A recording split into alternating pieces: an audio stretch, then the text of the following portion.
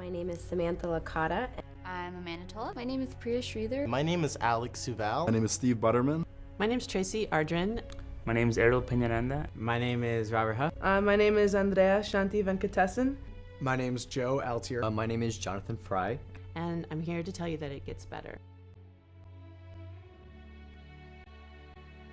Well, I'm originally from Colombia, and I guess just being from Latin America, it isn't really accepted to be gay or part of the LGBT community. My friend, my senior year, he came up to me because he knew he was starting to go through the same feelings I had been going through, so suicidal thoughts. And he came up to me, and he was just like, I don't know if you know this, but like,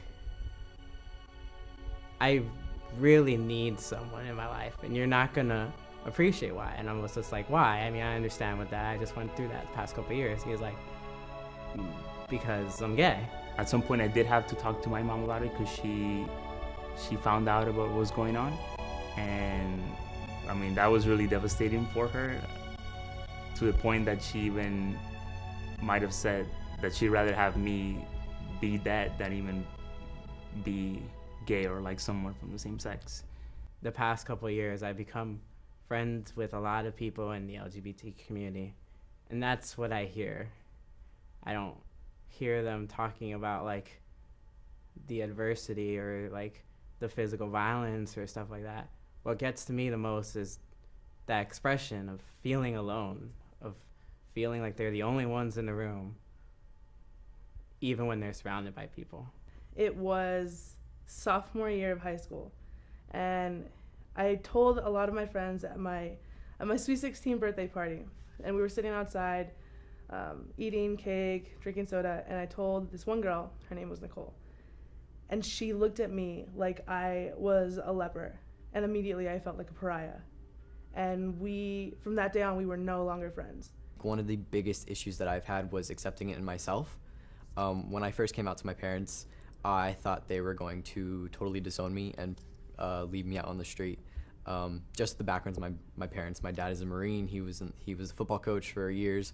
My mom was in the Air Force. She's the typical stay-at-home Italian mom. So I kind of really figured that they were going to be terrible with it, because they would say all these nasty things about our neighbors who were gay and about the neighbors down the street who were gay. And when I told them, they were two of the most accepting people I have ever talked to about it. Ultimately realized that, that Dr. Seuss quote it rings true. Those who mind don't matter, and those who matter don't mind. And I realized that. So we're no longer friends, but I'm better for it. Late one evening, my mom had sensed that I was in this pain and depression, and she was waiting up for me, like a good Jewish mother does. And when I came in, she started asking me some questions that I had not anticipated at all. The first question that my mom asked was, I could tell that something's wrong. I wish you would share that with me. Can I ask you a few questions? And reluctantly I said, of course, you're my mom, and of course I was crying. And her first question was, did you hurt somebody? And I said, hurt somebody? No, what are you talking about? You don't come out once, you come out again and again and again. And on this particular time, there are two of the people that I had first told.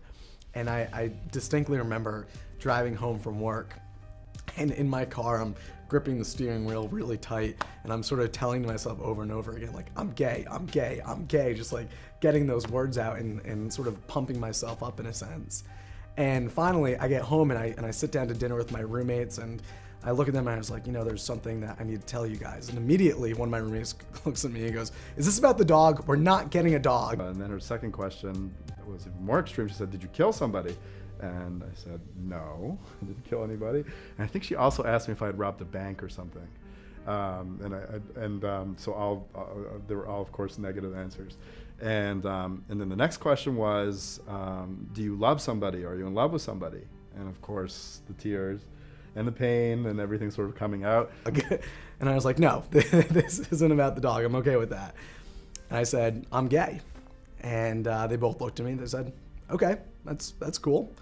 And the next comment that one of my roommates said was, so you look sort of stressed out. Have you been thinking about this all day? And I couldn't help but laugh, and I said, all day? How about for the past 15 years of my life? But I guess one of the biggest coming out stories or part of the process that I've been going through would be talking to my dad. So last summer when I went to Colombia to visit him,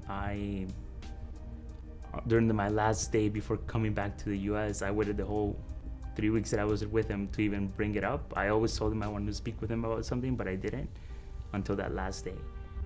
And at the airport, actually, that morning we spoke, and I told him what would happen if I didn't like girls. I was the way I was supposed to, and surprisingly, it went okay. It went really well. When you get a little older, you'll find out that what makes you different is what makes you attractive to some people. So now I've lived most of my adult life with relationships with men and women at the same time. I haven't had to choose. Everything's out in the open. Everybody knows each other, and on good days we go to dinner together. It's just, there really is no better feeling than finding someone who really loves you and completely accepts you for every aspect about yourself. Looking back, I feel so enlightened and so happy about my life and my future. Yeah, I think it gets better. I think it takes some time, and at least for me, I feel like you need to first of all accept yourself, and then open up little by little to your circle of friends, to your close family members, and then once you do it once, it just becomes easier for you to be accepting of yourself, and then talk to others about what it is or who it is you are. So it has gotten better for me. Don't forget that there's somebody out there that loves you, for all of you. And you might not know them, you might not know of them, you might not think that they see you for who you are, but they do. It's gonna be hard. It will always be hard, and there will always be people who don't accept you or me because of something that we are and we can't change. But to find those people in the community or outside the community, or people who are random and you don't even think might accept you, to find those people and to have them understand you is one of the most positive experiences you could ever have in your life. Build your own support system. Find something you're passionate about, and find other people who share that passion. Find out what you have in common, because you'd be surprised at how caring people are. But it gets better. It gets easier and more joyous. Stay strong, because there's a lot of people out there like me who are allies, who may not be gay, lesbian, transgender. I mean, we're all queer in our own way, but there's a lot of people out there that you might just have no idea that they do support you. Because it's a muddy process, and I'm not going to minimize it in any way. I've been there. There were times when I didn't think I was going to make it, many times, but I made it through. I can tell you from personal experience that it gets better. Definitely stay strong. It will get better. It definitely does get better. So yes, it's going to get better. It gets better. It can not only get better, it can really get fantastic.